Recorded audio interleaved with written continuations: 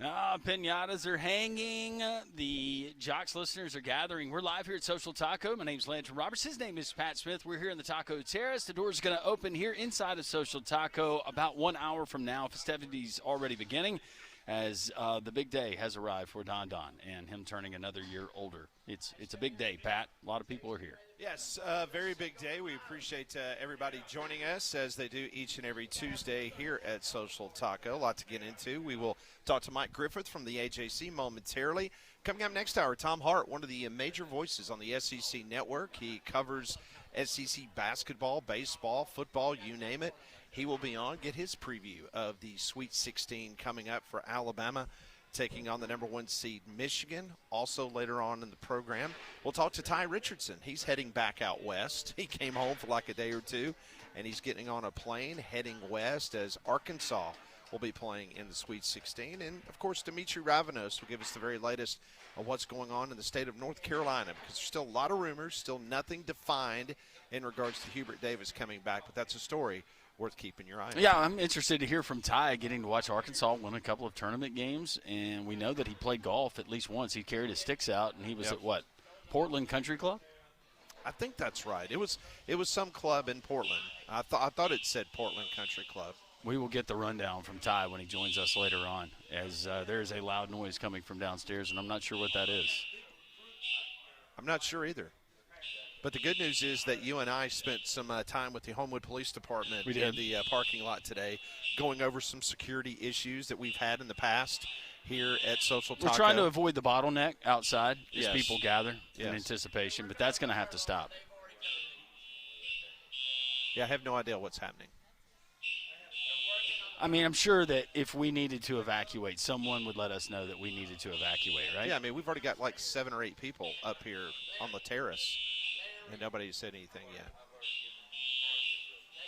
It's kind of annoying. Yeah, I'm going to try to find out what's going on. Maybe later on. Yeah. All right, we will press on. Just press. Distractions, right? It's adversity. It's hurdles. Now we're getting an explanation from our lead official. Yes. All right, turns out it's carbon monoxide, and we got about 5 seconds. Oh, well. It was a good run. Guys, love you. Yeah, it was a good run. Nothing like being up here in this issue and calling it a career with Don Don. Yeah. It's just the way I pictured it ending. How was your Monday night without tournament basketball, Pat? That was great. It was fun. No issues whatsoever. Reading a bunch of Major League Baseball previews leading into Thursday's opening day, so that was my night. Reintroduce yourself to your wife. Did she watch with you? What? Basketball. No. No. I didn't think so. No. That is a big negatory. All right. That's not happening. Well, did he at least say this was going to end sometime soon? Yeah. Yeah, that's what I was making out from the lip reading. I mean, Larry, can we get an explanation? Maybe. Larry's going to be on it for us. Larry's our sergeant at arms. I'm not really sure what the problem is. Yeah. I'm so glad Larry said crap. Yeah, I am too. Yeah, that would not have been good. Larry gets stuff done. Yes, he does. He was our sergeant at arms in the fraternity. Was he? And when people started getting rowdy on a Sunday night meeting for whatever reason, Larry was very quick to tell people to simmer down. It was just a small miracle if I made it to chapter. So was your chapter meetings on Sunday night? No, our chapter meetings, I think, were on Mondays. Ours was on Sunday. I think it was on Mondays. It might have been on Sunday. See, that goes to show you right there. It was remember. What made me go is my dad said, if I get one more fine from you missing. Yeah, we got fined. We were just always begging people to pay their dues. That was the main topic of conversation. Please just pay your dues. Yeah, we got to pay some bills, you know? Yeah. Can we just take care of that? I'm getting blown up text messages. We're told this was a carbon monoxide warning, but they tell us we're fine. But our listeners aren't fine, and trust me, if you're annoyed, we're really annoyed. So if Landrum and I all of a sudden we get little sleepy, and we kind of kind of fall over the table and you're watching on YouTube? You know, that's my biggest fear. And I just installed my new up-to-date Kitty fire/carbon monoxide detector because we'll use our fireplace, and I've got the gas logs and making sure that the flume's open. You got to make sure those gases get out, right? So you're beside yourself. You're not going to even entertain the conversation now.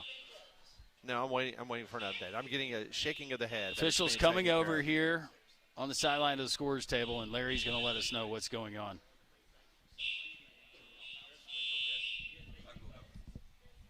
All right, we're taking care of some other business. All right, I think Mike Griffith's ready if he wants to join this fray. Oh, this is great. Joining us on the Higginbotham Hotline, and hopefully it won't be as annoying to Mike as it is with us, but he joins us from the AJC, DogNation.com. Mike, happy Tuesday. Hope you're well. Doing well, guys. Appreciate joining you. Always a pleasure, my friend. Let's get into something I wanted to talk to you about in regards to what we're looking at, moving forward. And that's regards to the one-time portal and how that is affecting folks. We were talking yesterday, Mike, how a lot of teams are going to a standardized, back to a scrimmage-like spring game. And we were all talking about it yesterday, how, well, this one-time portal now is making that a reality again because, coaches aren't paranoid about playing somebody in a spring game, then all of a sudden they're going to get pilfered a week later when the transfer portal opens up. Yeah, we just had a story on that actually on AJC.com about the one-time portal and what Kirby Smart had to say about that. It was kind of indirect. I'd asked him at the opening spring press conference about, with all the changes with NIL and NCAA legislation, what had been the most demanding thing? You think about how coaches have had to change how they do business and how programs have to change how they operate. He said by far and away it was roster management. And before we went to the one-time portal, Kirby Smart could be watching practice right now wondering to himself if player A, B, and C are being tampered with, or Pete Golding's, calling them while they're sitting in class, or, might they transfer somewhere after spring, or he may actually be in negotiations with a kid that thought about leaving in the first portal window that he knows has some doubts, and, the kid's not on the depth chart where he wants to be and wants a certain amount of money to stay. Well, now that there's not a second portal window, you know what you have on your team. You've gotten those negotiations out of the way. You've set your roster. And so now the time that you would have spent in player evaluation / negotiation / player value / scouting other programs in lieu of the potential for players to leave, those resources no longer have to be directed towards roster management. You can focus more on your team. And there were times last year, and I don't know if you guys felt the same way, but even watching Georgia, pretty quality program, but there were times I said, the football is just not as good. It just didn't, the execution, you could point to, Alabama running backs in pass protection is a good example. They were very poor at that. But there were different elements of the game that just did not feel or seem as clean or as well played. And part of that was having transient players coming in, certainly with the roster turnover. But another part of that's development. And development has to do with how you utilize your resources and your time allocation. And so I think this could lead to a better brand of football. I think it leads to more being invested into the student athlete. I think it's better for team building. And let's face it, if we want to go back to, Ohio State, which is a proponent for the two-time portal, by the way, they pilfered some SEC players. And, of course, the Big Ten is going to be in favor of two-time portal because they have the most amount of money via their television contract. So, their whole razzmatazz about, this being an academic decision and matching up with the fiscal year, it's a straw man argument. The reality of it is they want as long and as big a free agent market as they can get because they have the most amount of money to spend. And that's not necessarily in the best interest of the student athlete or the game, in my opinion. So we often decry, complain, concern ourselves with a lot of the things that are quote unquote going wrong with college athletics and college football in particular. But I think we can say we can score this a victory that the one-time portal has gone through and that it's also been very effective. So, there has been some gains along the way, and pretty soon there'll be some more gains made, with the most recent emergency legislation proposed by the NCAA Oversight Committee. It's going to go before the cabinet next month to bring heavy penalties for kids that transfer outside of the portal window. This is also going to move towards, guardrails, program organization, roster management. So now we're starting to see the NCAA be proactive with some of the steps they've taken. And, I reflected on the one-time portal because that was Kirby Smart that spoke up loudly about that. Nick Saban used to be the guy that would speak up loudly for measures that would help college football and college athletes. Now Kirby's got to kind of take that role, and I thought he was really effective doing that last spring. Mike, we had at least two programs and their coaches that were willing to do it. Deion Sanders at Colorado, I believe it was Syracuse being the other, playing that spring game and actually having those teams that went up against one another. That got struck down, but with now the absence of the spring portal, what's the likelihood that we get this approved, and at least if you're willing to, you can play these spring games? Yeah, I like that. I think what they want to make sure is that everybody has the same access to that. I mean, the fact that Deion and Fran Brown at Syracuse have talked about this and made it visible. I mean, this is something Vince Dooley talked to me about before he passed away. This was proposed in the 1980s by Vince Dooley, ahead of its time. And now that we're looking to produce more revenue, that certainly makes sense to me. Now, are the television networks on board with it? Because that's what you're really dealing with. Those are the folks that have to sign off on it and assign a value to it and say, yes, we think that would fly. Yes, we think we would get the ratings and the advertisements that would justify our investment in this as an ESPN or a Fox Sports. So there's a lot of pieces to it, but the more that it's discussed, I'm with you. I think the more likely that it is, as we look for ways to generate more revenue. You're paying players now. It's their job.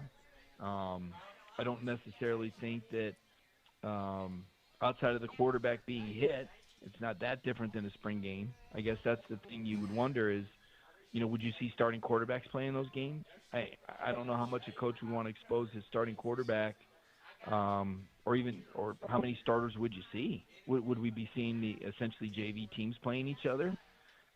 Would people watch that? Would they tune in for that? Would it add any credence to rankings, values? Would fans show up to see a scrimmage of 2s against 3s?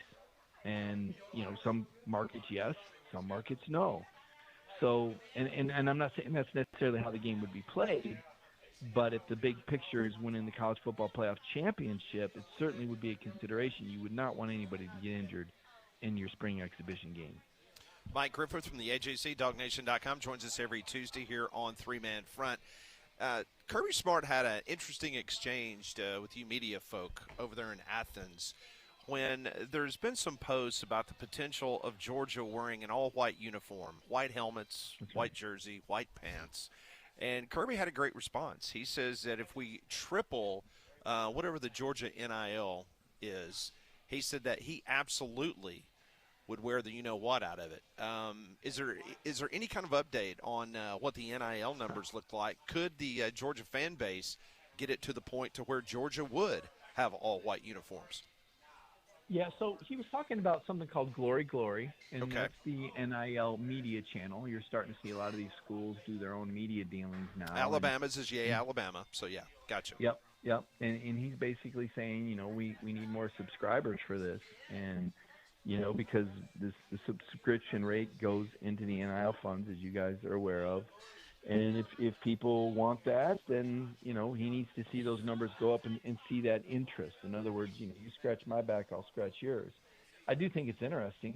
There is a value to everything. I remember sitting in Derek Dooley's office in 2012 when he was the Tennessee head football coach. And I was telling him, back in the day, Tennessee scrimmages in the spring were open for the media, and fans would trickle into Neyland Stadium too. Sometimes, you'd have 4,000 or 5,000 people sitting in Neyland Stadium for a Saturday scrimmage, and you just kind of had to know the secret handshake or know somebody that could tell you when it was, and you'd sign in on a list, and you'd go watch the scrimmage, and we would write reports off the scrimmage, box scores and everything. I said, I told Dooley, I said, you really need to do that. And he said, well, why do I need to do that? And I said, well, the fans are interactive, and they like to know, and when they're invested in the team, they're more likely to give money. And he said, well, the people who give money do have that access. He said, I learned a thing or two, around Nick Saban. And again, this is one of the things that Coach Saban did. I kind of equate Nick Saban to kind of a crafty crew chief in NASCAR. He really knew how to work in the gray areas, which, if you think about it, is what any great leader does. I mean, we're talking about innovation here, right? I mean, Elon Musk ain't building cars like everybody else. So, and Steve Spurrier in the 1990s wasn't doing things like everyone else. Neither was Nick Saban. It takes innovation to get ahead of the curve, to beat the pack. If you try to do things like everyone else, you're not going to be successful, right? So that was one of the things Saban did, and one of the things Dooley learned was that donors would have special access to practice. There was a value to that. Part of that was also locking the media out, because if it was something they could read in the paper, then what was the value of it? I think Kirby still kind of subscribes to that. Certain donors have access to scrimmages. Now, they'll go out there and put things on message boards and, call-in shows, fake names, and unfortunately they're not always the most accurate with information and names, and it creates headaches for the coach, but it does put money in the coffers. So, there is a lot to be said about that. We've got 4 SEC teams left, Sweet 16, Alabama, Arkansas, Tennessee, Texas. If you're putting your money with one to make it the furthest, who's it going to be? Well, it's a tough one, because the team, I had Florida playing in the national championship against Michigan in my bracket. I mean, yeah. I'm sitting there, in the 94th percentile with my bracket, knowing that it's going to fade without Florida in there to advance. There's always a bit of irony, it seems like, to these NCAA tournaments, and I don't know why I get this feeling, but, Tennessee hasn't been to a Final Four. Yep. And Rick Barnes has had some really capable teams that we thought should have, would have, could have. This is the year we didn't think they could. So maybe this is the year that they do. So I guess I would, even though I know they've got a tough row to hoe, my 10,000-foot sports writer, wouldn't that be a good story suggestion would be Tennessee. I love it. I think that of the 4 teams, that probably Arkansas is the most capable. When I take a look at what they have in terms of their talent, and I look at John Calipari's experience and the way that team was able to go through the SEC tournament. So I would say probably Arkansas or Tennessee. Those are not bad picks whatsoever. That is Mike Griffith from DogNation.com. Also, you can follow his work there at the Atlanta Journal-Constitution, which is AJC.com. Mike, before we let you go, I know spring break is officially here in the state of Alabama. I know a lot of people heading down to Gulf Shores and Orange Beach, and I know there's probably some limited availability coming up in the coming weeks and months, but it's a good time for families to start thinking about some summer planning, and this would be a good opportunity to also go and check out your property there on Instagram. Yeah, at Gulf Shores Getaway AL on Instagram, Gulf Shores Getaway AL, or someone just contacts you guys sure, and says they're interested. April and May right now, I'm able to do 30% off. I mean, that's the full cut. Okay. That's the full, we're closing in on those months. I mean, obviously March is booked, and I think the first week of April. But after that, there is some vacancy in April and May. June's pretty tight. I think there's a week in July that's open. But for the purposes of this discount for April and May, if they contact you guys and get a hold of me, I can chop 30% off that Airbnb rate right off the top. So I appreciate that, and obviously, I enjoy having that opportunity to extend those things. It's 32 miles of Alabama coastline. It's beautiful down there. They do a tremendous job managing it. The Gulf Shores Chamber of Commerce, the infrastructure there is tremendous. They're opening up a new bridge, so the beach access is great. Of course, the beach itself is, to me, you see it ranked everywhere in the top 10 in the nation. But to me, I just love the mix of it being in Alabama. You're in Alabama. It's different than a Florida beach. It's a great community, and Pat, you can attest to that. And then yes, and then just the beach and the weather itself. So it's a great opportunity for somebody. I appreciate you guys bringing that up and offering that service to your listenership. No, listen, my family, we just had a tremendous time. Great place. Location is tremendous. And like you, I had not been down there in quite some time, and I was just blown away at just how incredible things have improved down there. And it is a destination point now for my family. So appreciate it as always, Mike. I hope you have a good rest of the week, and we'll catch up with you next Tuesday. Thank you, Mike. All right. Look forward to it, guys. Have a good one. Thank you so much. That is Mike Griffith, joins us each Tuesday on the Higginbotham Hotline. You deserve solutions that are built for you. Higginbotham is your one-source solution for insurance, financial, and HR services. Some of the big takeaways, what Mike Griffith just told us, we'll get to as we broadcast live from Social Taco here on this Tuesday on Jocks.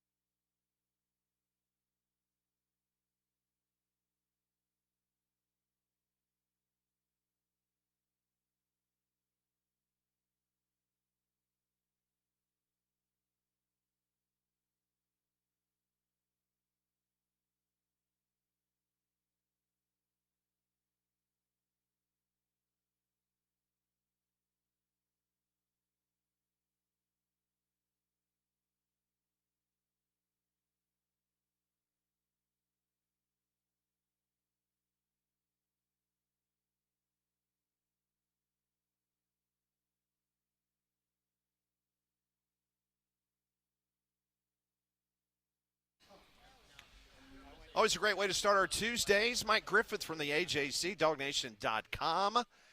Be very interesting to see if Glory gets to that 3 times the membership and go all white. It's glory. Glory. Glory. Yeah. So we'll see what happens there. Coming up a little bit later, Tom Hart, another resident of the state of Georgia. He will join the show at 11:30. Ty Richardson, 12:15. Dimitri Ravanos, who we call Meat, will be on at 1 o'clock. Well, with flu season hanging around and pollen season coming, make your home healthier with Trane's Clean Effects Home Air Cleaner. It removes up to 99.9% of airborne particles that cause allergy and virus. It's 100 times more effective than standard air filters and 8 times more effective than HEPA room filters. So go and find a dealer near you at Trane.com. It was also interesting the point he brought up, the article they have in the AJC currently about the one-time transfer portal. We talked about this yesterday, Landrum, how you're now going to see regular scrimmage games back in the spring games. There's going to be guys that are going to be banged up or injured that's not going to fully participate. But now you don't have to worry about somebody going back and watching a game and seeing some guy that's deep on the roster and make a phone call and try to get him in the transfer portal. No, it's kind of feast or famine. If you're a fan of a college football program, you've probably benefited from one of those spring transfers before, but you've also probably lost one of those guys. I think it definitely changes the way that you conduct your spring, how you manage that roster, and also think about how it started to trend to that second transfer portal window where a lot of the big dogs, they were getting their deals in that early December/January window. But you'd have a few that would kind of linger. You wouldn't hear any buzz about, but the whole time it was pretty evident that they were waiting to be one of the only big fish in that pond once that spring and try to maximize top dollar, which they were able to do that. But yeah, I think going to one, making it into that one area, one window earlier, that's going to change a lot of things. And I do think we're going to get the spring football games in some capacity. They're going to have to. They're going to have to open up revenue streams. They're opening it up everywhere else. Pat, why would you not do it in something that you can create around TV and get fans to pay meaningful money to go and watch? Yeah, it's very interesting because Alabama announced late yesterday afternoon that they have finalized their A-Day plans. That is coming up on Saturday, April the 11th. That's a 1 o'clock. It's a 2-hour scrimmage, so you're actually going to get a football game. But here's the interesting part. Free entry, free parking. Gates are going to open at noon. First 5,000 fans, you're going to get a poster of the 2026 Alabama football team. But I'm like you. To me, you're missing an opportunity to maybe raise some money for NIL.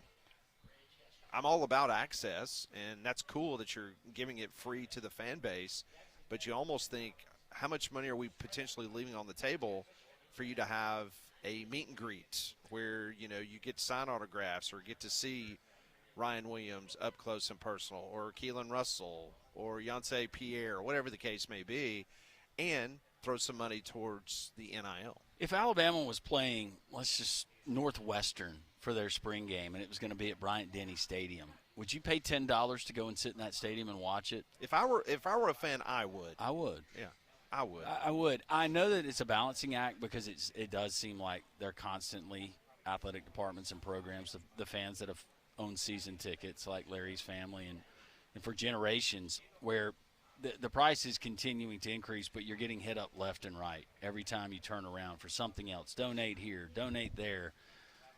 So it's a balancing act, and you don't want to overcook your grits if you're these athletic departments where fans are just tired of getting hit up, and they say, you know what, I'm not giving another dime altogether. I'm over it. So offer those fan experience type days where the hardworking mom and dad, they can bring the family down, they can come and enjoy it, and they don't have to come out of pocket. But the spring game, I think that we've heard it from old football coaches, hey, that's what they used to do. I understand why they stopped doing it, but let's do it, because watching the ones versus the twos or the ones versus the threes, that's fun for about 30 minutes. Yeah, 2 hours, that's a long time. And I understand injuries, but also let's go full scope. If these guys are going to demand these dollars, let's maximize why you got them here on campus. Let's put fannies on field and try to create as many revenue opportunities as we can if we're an athletic department. No doubt about it. We will open up the phone lines, 1-800-239-WJOX. The text line, 205-834-9450. That is open as well. We've already got a big crowd here. This is going to be maybe record-setting today already. That's what we're told. Yeah, and it's getting there. Temporary barricades already being set up outside. And that's why we were talking with Homewood Police in the water parking lot. cannons. Officer Walt, who usually is our head of our security team up here. You and I had a meeting with him in the parking lot prior to us coming into Social Taco, and he has given us the indication that everything is going to be taken care of from the outside perspective. So that, and in addition to that, we're on his Crime Stoppers committee. That's correct, because you were reporting some things that you have recently seen in Homewood that please, you wanted to. Please do not. Well, it was one thing, and please do not. No, I'm not going to disclose. No, I'm not going to disclose what it was, but I was just letting the fine people of Homewood know that Landrum is a good community citizen. Yes. That he's always looking out for his fellow Homewoodians. Is that what you call yourself? Yeah, one thing's for sure, that guy was not a Homewoodian. He was from another part of town. He's probably from Vestavia. No, don't put that on them. Don't you get me tied up in that, Pat. No. I'm just trying to start like a over-the-mountain like feud going on between Homewood and that guy had Alpharetta, Georgia pegged all over. Oh, okay. Yeah. Or the guy that was in his front yard that tried to sell me and you seafood last year in July. Yeah. In Atlanta. Who doesn't want some slightly lukewarm mahi? Is it sitting there in the hot Georgia sun in July? Hey, as long as it's blackened, I'll eat it. It was caught last week. The dog eats it. You're not going to eat it? Yeah, why not? Oh. At that point in time, you and I had no idea where we were. We were just lost somewhere in North Georgia. I heard banjos. And you said paddle faster. Yes, we got to get out of here. All right, this is Three Man Front. We're live at Social Taco. Come on up and see us. We'll be here until 2 o'clock. Next hour, Tom Hart. We'll talk some Sweet 16 with him, but we got time for you. Phone calls, text are next.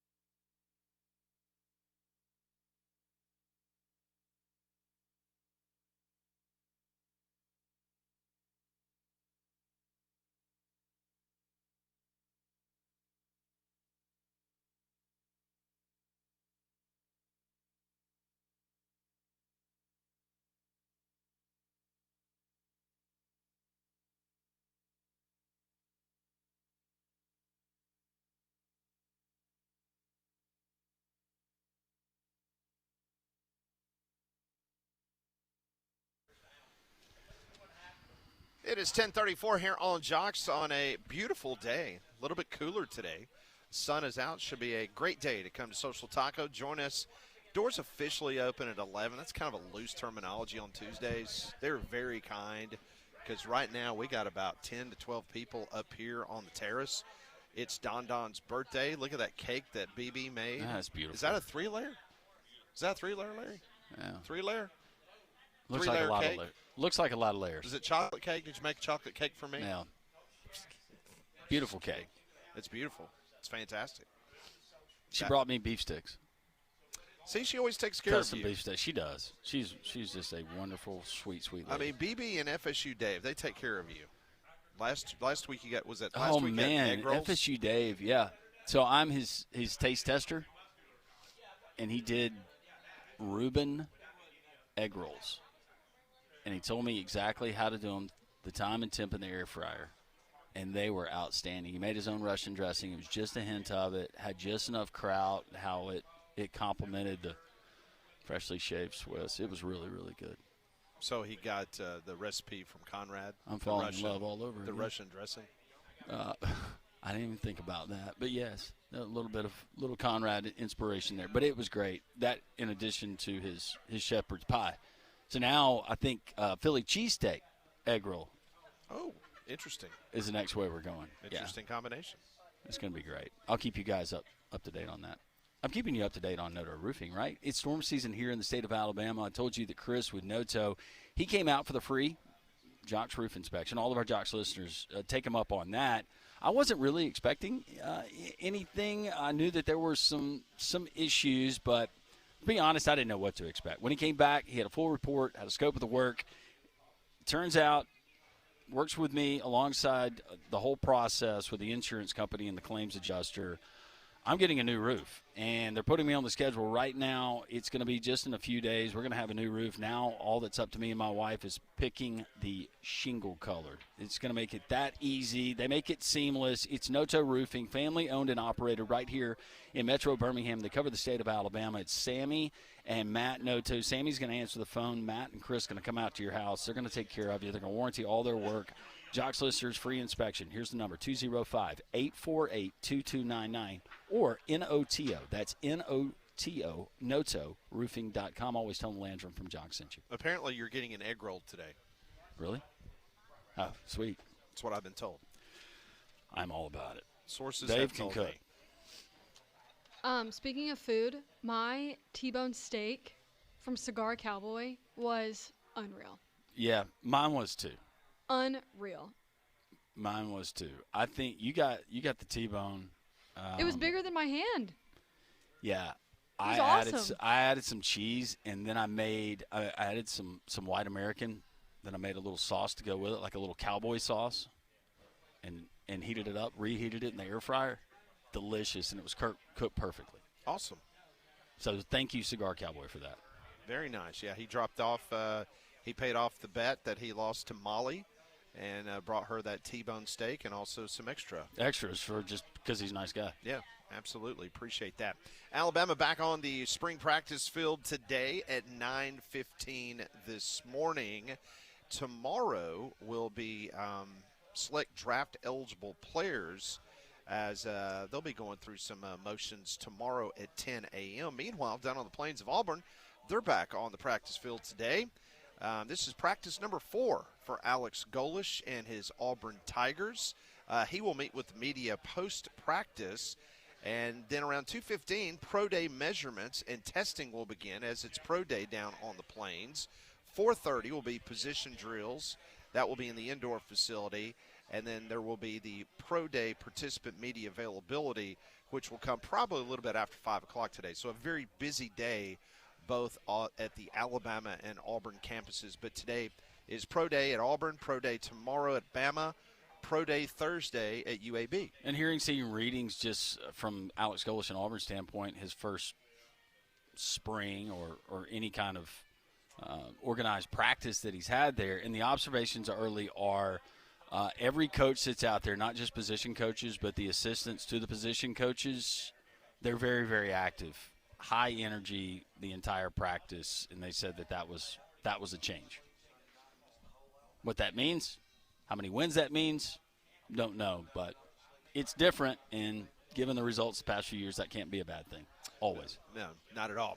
As we get ready for the Sweet 16, Tom Hart will join the show next hour. We'll get a preview from him as 4 SEC teams are in the Sweet 16. I saw this stat last night, and it really blew my mind. And I'm such a stat geek. I love the data.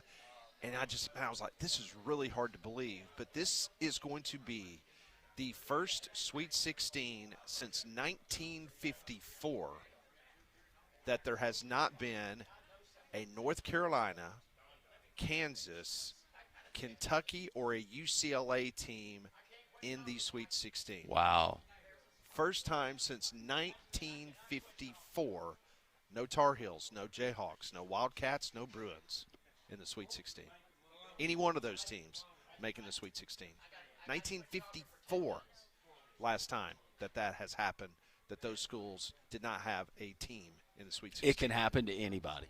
NIL transfer portal, it can happen to anybody, Blue Bloods, unless you're Duke. Sure can. And speaking of Blue Bloods, I kind of mentioned this a little bit earlier. I was texting back and forth with some North Carolina people last night. And the reason we're paying close attention to this is I firmly believe that you could be looking at a domino situation where some really big-time programs in college basketball could be looking for new head coaches. You heard what Bill Self said after their loss on Sunday in regards to his future. He's going to take some time off. He's going to kind of recollect his thoughts. His health has been ailing over the last year or two, and he says that if he does not feel good, then obviously he's going to be looking at a situation where he used to look at it in 5-year increments, might be looking at a 2-year increment. Let's be honest, the last 2 years have not been the very best health-wise for Bill Self. So Kansas could come open. Meanwhile, North Carolina, here's the Hubert Davis update I was given last night. Nothing new. It is interesting that Tar Heel player exit interviews have been postponed and not rescheduled. He has postponed his last coach's show that he was supposed to do there at North Carolina. But I was told last night that don't expect anything to happen today in Chapel Hill. You know why? Today's the first day of spring football practice. Oh. And Bill Belichick will have a very rare press conference today. And there's no way, shape, or form that they are going to upstage Bill Belichick. Will Jordan be modeling her new spring line of Tar Heel gear? I hope so. Yeah. Pastel, a lot of pastels. This time of year, that works. Argyle. Yep. Maybe a sweater vest. Something collegiate looking, but that says I'm here to have fun. And she likes to wear the mermaid-type dresses and stuff. You know, the mermaid type of flare Yeah. at the bottom of the – yeah. She's big on that. Feels on like social media. those would be hard to run in. Oh, is she a big runner? I don't know. Maybe she likes to be chased. Perhaps so. I don't know. You're going back to Bill Self potentially retiring, and I'll miss some names, but think about it. Coach K, Roy Williams, Jay Wright, Jim Calhoun, Jim Boeheim, Tony Bennett, Jim Larinaga, Leonard Hamilton, Lon Kruger, Bruce Pearl. Who am I missing? It's a great list. We just got McDermott from Creighton. Yep. He retired hung it up. yesterday. Yep. So we've had some really, really good names. And think about like a Tom Izzo. Do you see him ever retiring? I don't. No. Unfortunately, I see him being hospitalized. Yeah. I mean, he's still a go-getter. I'll give him credit. I mean, he has been able to change with the time. So let's grab a quick call before we go to our next break. Matt wants to talk about the North Carolina job. Good morning, Matt. Hey, good morning, guys. How are y'all? Good, Matt. Hey, one thing just comes to mind because, you know, I hear about the reporting about Hubert Davis, they made a choice or whatever, but do you think what's going on there is that they are waiting either back channels to Nate Oates, talking to him, or waiting until find out what happens to Alabama first before they make a decision? That's why they're stalling out on this? I don't. That's a good theory, Matt. I think Nate Oates will be a name of interest. I'm not really sure that North Carolina is waiting or postponing any type of decision with Hubert Davis based on the Alabama Crimson Tide in the Sweet 16. This is going to be a job, if it does come open, that it's going to get everyone's attention. And I'm talking about Hurley. I'm talking about, you name it, the who's who, the Todd Golding. Not saying that any of those people would leave their current jobs. But North Carolina is one of those jobs, like in Alabama in football, it's going to get people's attention, and they're going to have their, kind of pick of the litter, so to speak, perhaps to have a conversation with someone. All right, thanks, guys. Appreciate it. Thank you, Matt. Not saying that Nate Oates, that there's a reciprocal interest, but we do know a couple years ago that when Kentucky was going to come open, Greg Byrne slid a contract extension and a crazy buyout on Nate Oates' desk to make sure that he was not going to go to the University of Kentucky. And I read this yesterday. This year and next year, it's an $18 million buyout for Nate Oates, and then it drops, I think, to about $10 million or $12 million, I think, after April the 1st. So we'll see what happens, but I think North Carolina is trying to get their ducks in a row in regards to how they're going to present this to everyone, because they're not going to fire Hubert Davis. If Hubert does not want to come back, then its situation is they're going to have to pay him a $5 million buyout. And there's also, you got Bubba Cunningham, the athletics director. He is stepping down.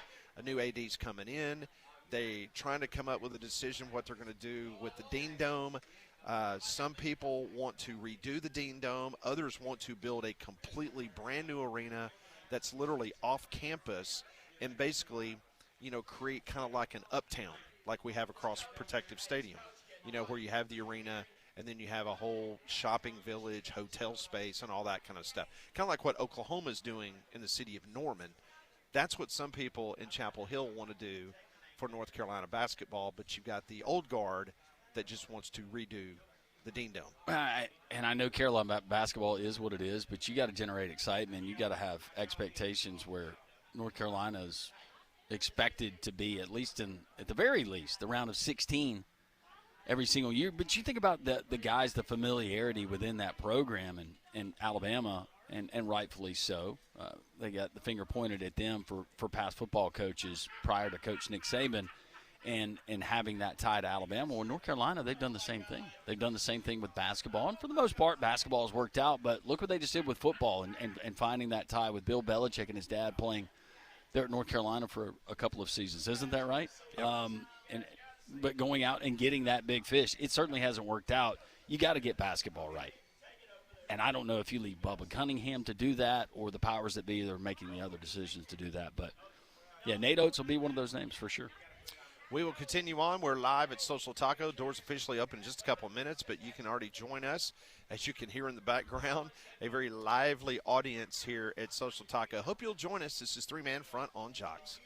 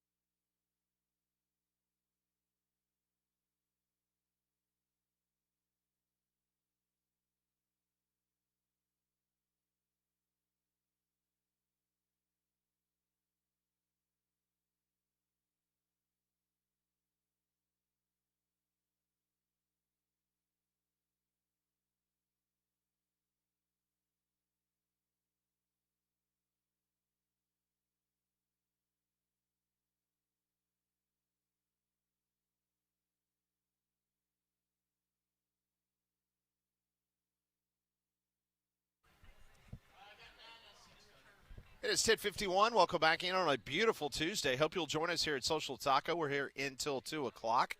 Myself, Landrum Roberts. Conrad's doing the morning show with Damien as Mac and Cube. They're off this week. They're both down in Orlando, Florida, visiting Disney World. Hope they're having a good time. So it's just myself and Landrum here. Molly back high atop Red Mountain in our studio of WJOX. Today is Peyton Manning's birthday. How about that? Don and Peyton Manning share the same birthday. Go figure. Who was a better quarterback, Don or Peyton Manning back in high school? Oh, I will go with Peyton Manning, but I bet Don directed a band at some point. Think so? Yeah, maybe impromptu. Not as a band director, just as a overly exuberant fan. Where would you put Peyton Manning in the great lexicon of quarterbacks in the Southeastern Conference? He's a top 5? Yeah. Golly, there's been some good ones, and it's hard not to separate what he did and knowing that he's a Hall of Famer and how much he's respected by just people who appreciate the game. Yeah, he's top 5. Top 5. Don't ask me to name the other 4. But Peyton Manning would be one. Throw out another great, and I'll tell you if he's top 5. Danny Warfel. No. Tim Tebow. Tua Tagovailoa. I wish you would start back. I feel like we're missing. So we're going to go back. We're going to go back to Joe Namath. Josh Heupel doesn't count. Yeah, because he played in the old Big 12. You said Cam Newton. What about T. Martin? Won a national championship at Tennessee. Peyton Manning did not win a national championship. No, he didn't.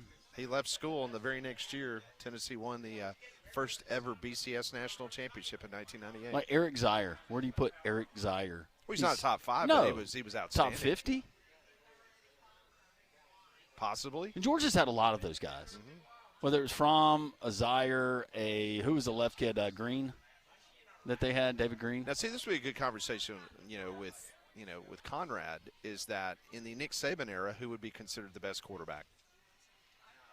Oh, my gosh. It's not even close with him. Well, that's not even a conversation. I mean, he'd say Tua, but how many Heisman trophies did Tua win? Oh, yeah. I'm just, Did Bryce win one? He won a Heisman trophy. Yeah. Stetson Bennett. I'm just kidding. Hey, he won national championships. Yeah, he did. Good old Stetson. All right, what does he rank? Is he top 50 for you? I don't know. No, not at all. All right, let's go to Huntsville. John wants to join the program quickly. Hey, John, how are you? Hey, I'm doing fantastic, guys. Hey, let me throw out a name. Maybe it's in there. Maybe it's in the top 10. What about Jason Campbell in 2004? Oh, that's a good one. Undefeated Auburn Tigers should have played for a national championship. Got him in the first round of the NFL draft. Top 5, top 10. Ooh. Man, I would not have him in the top 10. That's just me. Yeah. It was just such a good team. And look at who he was throwing to. Who was Campbell throwing to? Who was his number 1 target that year? My goodness. No. That would have been Obamanu or Aroma Shadu. He had Anthony Mix. Aroma Shadu. Yeah. Campbell's top 50 for sure. He's not top 5 or top 10. Yeah, no question about But that's a good one to throw out. Yeah. All right, brothers. Y'all have a good one. Thank you, John. Thank you so much. We will continue that portion of our conversation. Tom Hart will join the show coming up at 11:30 as we'll get his preview of the Sweet 16 with 4 SEC teams remaining. He has seen these 4 teams a great bit. This was something that came out late yesterday afternoon, and you were just mentioning all these really great basketball coaches. Randy Bennett out at St. Mary's. He's taking the Arizona State job. Yeah. I mean, man, you want to talk about putting St. Mary's on the map and everything he did.